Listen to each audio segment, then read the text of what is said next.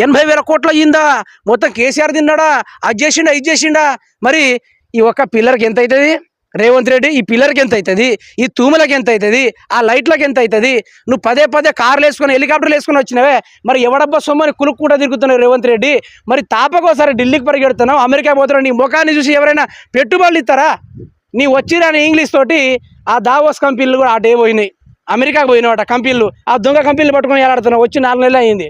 నువ్వు ఆలాడుతుంది దాంతో కాదు, ఈ మేడిగడ్డ నీళ్ళు ఆపు, కాళేశ్వరం నీళ్ళు ఆపు, అన్నారం బ్యారేజ్ నీళ్ళు ఆపు, ఆ ఏవైతే పంపింగ్ నీళ్ళు ఉన్నాయో ఇప్పటిదాకా నీ కెనాల్ కాలువల నీళ్లు రావట్లేదు, ఆ నీళ్లు ఇడిచిపెట్టు, అప్పుడు ఒప్పుకుంటాం తెలంగాణ కాంగ్రెస్ పార్టీ జిందాబాద్ అనుకుంటా.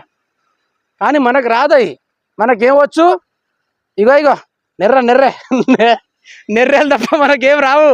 ఈ నెర్రెల సెల్లులు దూర్చుడు, కెమెరాలు దూర్చుడు, అది తప్ప మనకేం రాదు. ఈ విధంగా సాగుతూ ఉంది.